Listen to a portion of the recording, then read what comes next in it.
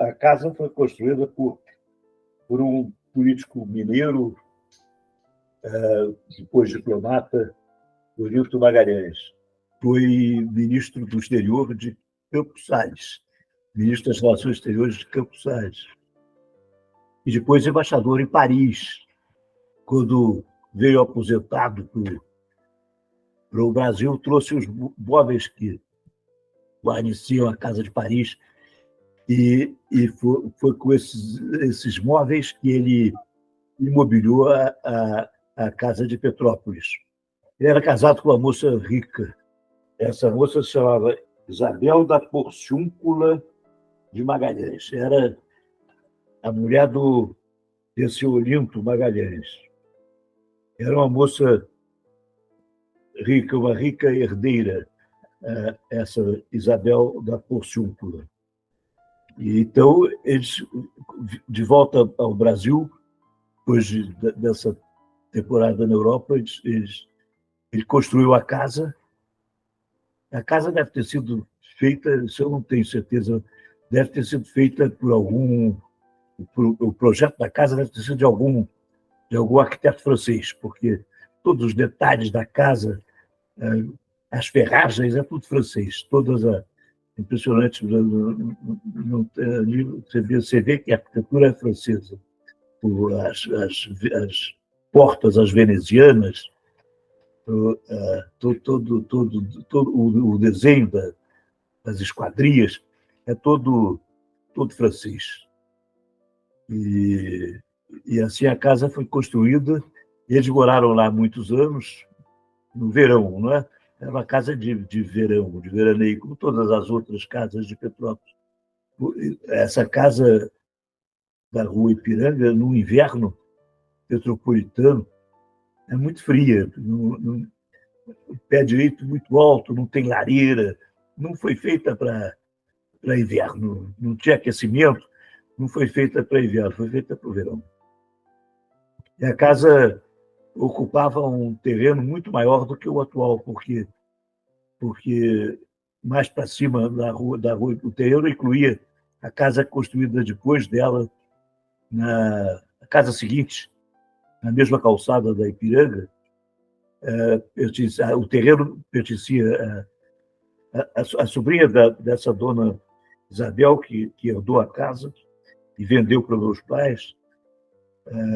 Ela dividiu o terreno, ficou a casa com um lote menor e o terreno ao lado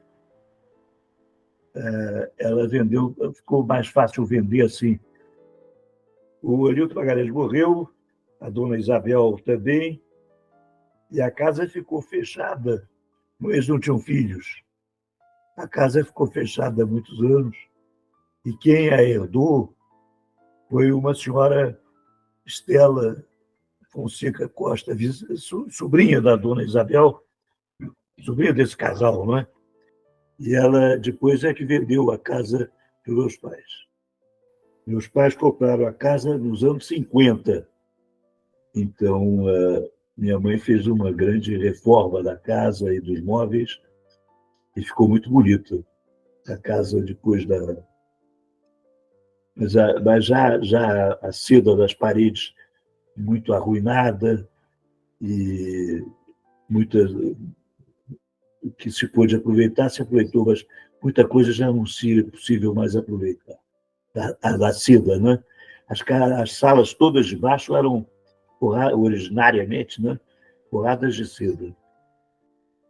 E só quando fomos morar lá, quando meus pais compraram a casa, só 2 salas, a grande principal, a sala principal, e uma outra pequena, ainda tinham a seda. As outras já não tinham mais. E fez o possível para aproveitar o que já havia. Tapeçarias muito bonitas, você vai ver das fotografias. E passamos bons tempos. Meus filhos ainda aproveitaram muito quando eram crianças. Meus pais se compraram a casa e se instalaram na casa na década de 50, mais para o fim da década. 58, 59, 60. Eu tinha, nessa época, tinha uns 18, 20 anos. Essa casa foi nossa até já esse século, até 2000 e tal. Ali era a sala de jantar. E era onde tinha o papel do Rugendas lá, o papel que ilustra a colonização do Brasil. E esse mesmo papel tem lá na sala, chama por isso mesmo, a sala chama Sala dos Índios, Itamaraty, no Palácio Itamaraty aqui do Rio. A casa, o Joaquim Nabuco tem relação nenhuma com a casa. A casa foi de meu pai era filho dele, Joaquim Nabuco. E essa é a relação. A casa pertenceu a um filho de Joaquim Nabuco, mas ele próprio não tem nenhum vínculo com a casa, não. Eu costumo chamar Petrópolis da minha segunda cidade, depois do Rio de Janeiro, porque eu passei todos os verões lá. E então tenho muitas recordações e continuei a frequentar a casa também como depois adolescente e até os 30 anos, né? Até os 30 e poucos anos, já casado. Então, eu tenho as melhores recordações e nós costumávamos andar muito de bicicleta lá. Tínhamos muita liberdade para andar de bicicleta em Petrópolis. E naquele tempo tinha carro de cavalo, né? Então você ouvia aquele barulho das charretes passando. Era uma viagem, você sentia realmente uma viagem no tempo mesmo. Bom, então a gente está aqui diante do nosso casarão, né, onde funciona o campus do curso de Arquitetura e Urbanismo da UERJ, em Petrópolis. E ele é um casarão bem generoso, né, com espaços bem amplos, internos e externos também, cheio de varandas, né, assim, na fachada posterior, frontal, posterior, algumas sacadas laterais também. Então, é um casarão que a gente pode se referir a ele como um casarão eclético, né, que tem muitas referências classicizantes, né, que se referem ali à arquitetura lá com referência na antiga Grécia e Roma, né, como por exemplo as colunas, com capitéis dórico-toscanos que a gente vê, né, como espécie de pilares aqui da casa. A gente tem também cornijas, né, que percorrem o contorno da casa como um todo, aqui entre os dois pavimentos e ali em cima também a cornija do telhado. A gente tem também outro elemento muito característico, são as balaustradas, né, que a gente vê aqui como guarda-corpo, né, das sacadas e varandas, além das janelas, né, que tem frontões também, que é aquele ornamento, né, que fica ali diretamente sobre as janelas, que naquele caso ali ele é triangular. A gente tem um outro ali que ele é arqueado, né? Aqui no caso a gente não tem um frontão, é só uma cornija mais simples também, cornija de janela nesse caso.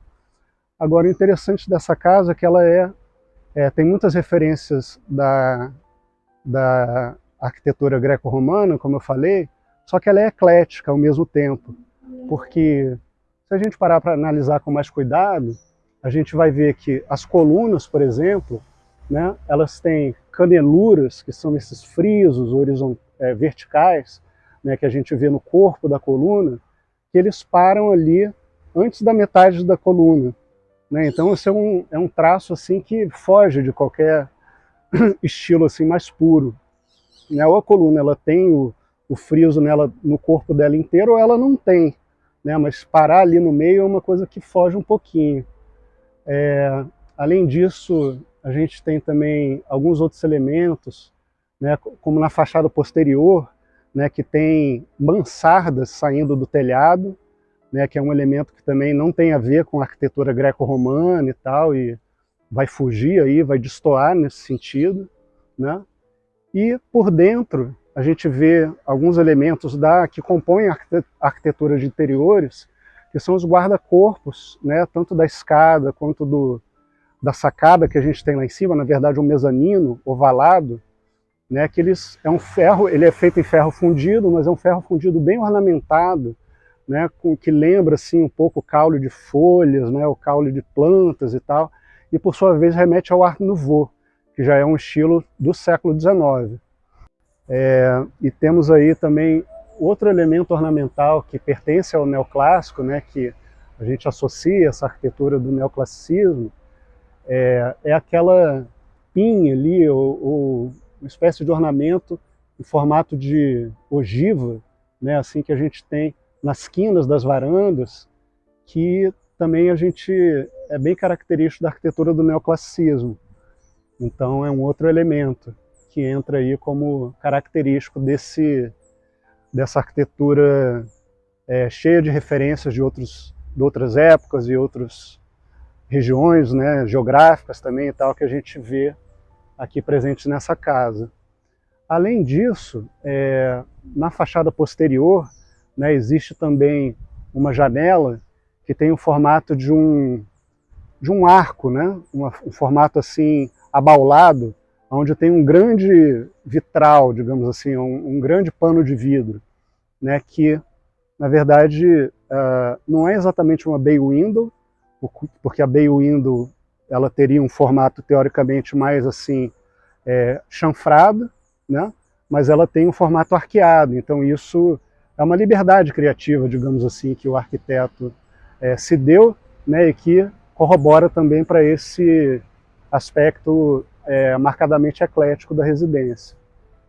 Então, por conta dessa questão de não termos registros das plantas originais, muitas vezes a gente não tem ao certo as etapas de construção desse casarão. Se percebe, a um olhar mais técnico, que nós temos uma sobreposição de estilos e de etapas construtivas. Nós temos a planta do casarão, entretanto as fachadas foram levantadas e feitas por trabalhos elaborados por professores juntos aos alunos, juntos ao corpo discente. Ao entrarmos no casarão fica muito claro, fica muito visível tipologias completamente diferentes de uma primeira parte da casa e depois nessa que nós acreditamos que tenha sido uma extensão posterior do casarão. Nesse momento, o casarão, inclusive, está passando por um processo de reforma. Se percebe nessa parede lateral que a argamassa está sendo, toda a argamassa desprendida, ela está sendo decapada para a ação de uma nova aplicação de uma nova argamassa, de uma nova camada de pintura. E o casarão em breve estará muito bonito. Essa argamassa de revestimento, ela ainda é original, ela ainda é a base de cal, o que era uma composição muito comum nesses casarões antigos. Você tem muitas vezes o tijolo cozido revestido com essa argamassa de cal, e era muito comum o uso para os aglutinantes, o uso do óleo de baleia, que dava uma dureza, uma resistência, uma dureza muito grande às edificações. Quando a gente faz essa retirada, essa decapagem dessa argamassa de cal, usualmente a gente encaminha essa amostra para um laboratório para fazer todo um teste de granulometria para chegarmos o mais parecido possível ao traço original e aos elementos da composição dessa argamassa para recompor o que foi retirado, o que está se soltando, né? Então a gente monta novamente uma argamassa à base de cal.